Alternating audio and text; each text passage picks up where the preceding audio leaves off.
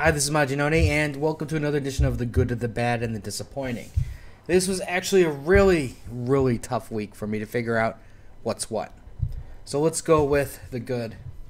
And I'm going to start off with my controversial pick, Axis number 4. Now, here's the deal.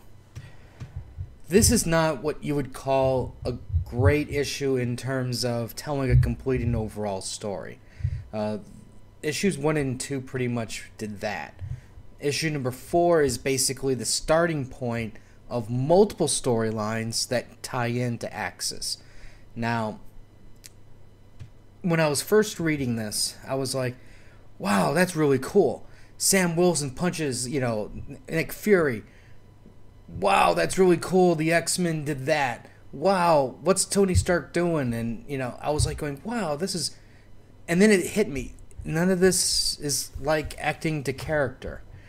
None of this would have... Something's going on. And basically what's stemming is this. You have the power play between the Avengers and S.H.I.E.L.D. for the Red Skull. The S.H.I.E.L.D. wants to keep the Red Skull in their custody. They have a specially created room. We all know what that means. He's gonna escape when the time's right. The Avengers are like, what are you talking about? This is an Avenger matter. We're keeping the skull. What better place to keep him in Avenger Tower, surrounded by Earth's mightiest heroes? Like I mentioned before, Falcon punches Nick Fury. And all I was thinking was, that's pretty much the worst place to keep Red Skull. I don't care if Tony Stark created the most perfect, cell for him. It's Avengers Tower. Like it's going to get smacked around at some point in time, and then you're going to get the most powerful villain released. Then you have... Now, I don't really want to spoil the X-Men part, but... Oh, they should also show you about what's going on with Carnage. Tony, this is where the start off for Superior Iron Man is, and I'm really careful here. This is the X-Men part, and you have Storm. She's just going off like, this cannot stand. Mutants are being hunted. No longer will this happen. We must stand united. No longer will mutants fight mutants. And I'm just like, whoa, that sounds like a rally cry, and that's not something that she would normally say. And needless to say, what's behind the curtain is like a really shocking moment type thing. Then you get to this end part here where they're talking about, okay, Falcon wants to kill the Red Skull. And I'm like my eyebrow really started to twitch, and I'm going, something's not right here. And then you have Hulk. That's like when Hulk gets fear, he turns into another creature. You should have heard the trash talking that was going on in this issue too. So like I mentioned before, this is a lot of tiny storylines that's going to splinter off into different comics. So it's not something that's, like for an example, I'm a brand new reader to Axis. I'm going to figure this out. This can get confusing. But if you're the type of reader who goes, all right, I've read Axis 1, 2, 3, 4, and I'm already reading the X-Men, the Avengers, and stuff like that, it makes perfect sense. And this issue did, I think, what most issues should do, is get me excited to want to read the next issue. And I'm telling you, other than the Hulk, because I think that the Hulk thing is kind of ridiculous, the X-Men, I really need to know what's going on with that. The Avengers and the Inhumans, I need to know. And, Carnage was just awesome. So it did its job.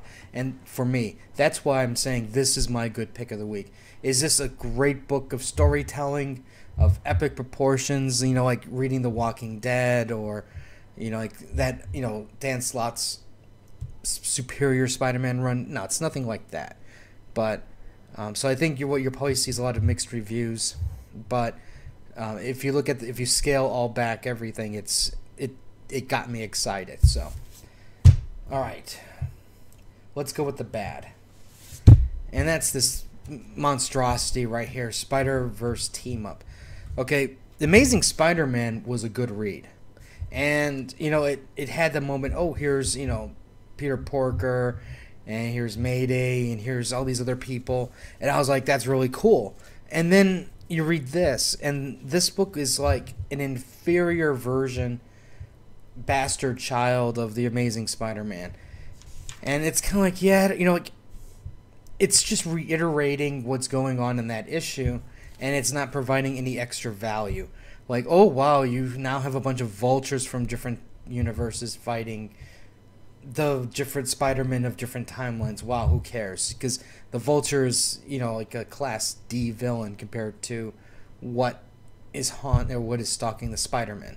So it really added nothing to me, and I didn't really care about all these other characters. Most of this other stuff is just cannon fodder. I realized that a lot of this stuff is they're just trying to add more filler to make people go, okay, that's who this guy is. Okay, that's Spider-Man. Honestly, who really cares? Either going to live or die, and we're never going to see them again. There's only a few Spider-Men we really need to pay attention to. Like Miles, Mayday,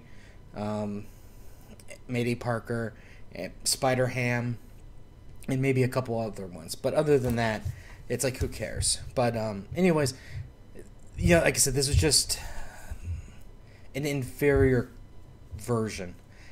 The art was just okay, and the story just didn't grab me at all. Alright, the disappointment. This goes to Earth 2. Now, Earth 2 and World's End, I was really on a high with. I was really starting to enjoy the series, and then they took this moment to slow things down. This issue here, we get treated to the secret origin of the four Furies of the Apocalypse. And I'll be honest with you, you first pissed me off because then you start showing Lobo. Lobo's world, the fake Lobo's world. And from there, then we get treated, like I said, to the different Furies. And I'll be honest with you, I couldn't care less what their origins are. None, no F's given, period. These things should just be unstoppable forces of nature, and let there be a hint of a mystery as to what they are. You're revealing too much information too quickly, and you've basically slowed down the momentum just to tell us, okay, that's the origin of this person, and this one was a little kid, he got a little angry, and killed a bunch of people, and this one, this one's actually has had relationships with Darkseid, and I'm like, who cares? I don't really care about any of that stuff. Just why aren't they killing Earth 2 heroes? That's all I want to know.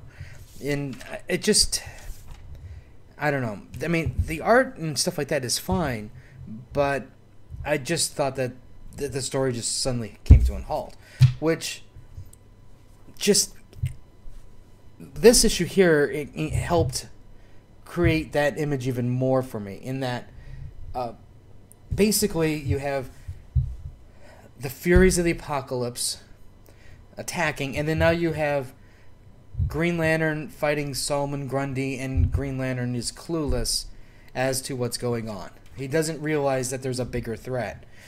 And you have this avatar person, godlike person, who's going around saying, you guys got to stop fighting.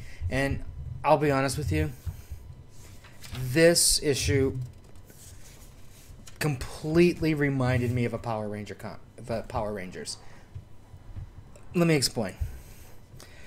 In Japan, a lot of the Power Ranger cartoons are a little bit, or the Sentai shows are a little bit different. Like here, it's usually like a school or some other reason. Well, a lot of times these group of people are together. And I'll be honest, I've even stopped watching some of the Power Rangers from our side.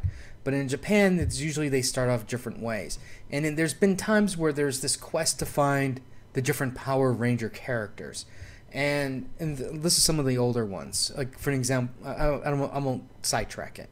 But in a sense, this is what this was like. It's like, for an example, here is this avatar creature, right, who comes and says, stop fighting. Well, guess what? We got the Green Ranger and we have the Black Ranger. Then they go under the water, and then you're going to get the female Aquaman, and that's the Blue Ranger. Then you have the Red Ranger, you have the White Ranger. And that's all I was thinking of, is this is freaking Power Rangers done horribly. And and you know what Power Rangers is like. So if you hear me saying this is Power Rangers done horribly, you know that this has got to be bad. And to me, this didn't. Basically, to me, what this really sounded was, I don't really have any other original ideas on how to get these people together. So what we're gonna do is we're just gonna go to the well. We're gonna use the same basic plot line. The power. We're gonna unite all the colors, and all the colors are gonna join together to fight the forces of evil. Where have we seen that before? Could it be Green Lantern, maybe? And that's why I just was like, overall, completely disappointed. Now, this issue does move the plot line a little bit more because, the Furies have left. So they're like, okay, here's the deal with what's going on with with Mr. Miracle, the Jimmy Olsen. They do throw a big thing at the end. But I just couldn't get over the fact that this reminded me of Power Rangers. And then on top of that, like I said, it's the Green Lantern rings. And I just wish that DC can get off this Power Ranger vibe, because it's ridiculous. It's starting to get old, really old. So that's why I'm like, this is my disappointment of the week. Anyways, let me know what you guys thought was your good, your bad, and your disappointment of the weeks. I'll have some more reviews later. Like and share. Facebook and Crunchyroll anime reviews over there, and I'll have more reviews and stuff later. So, until next time.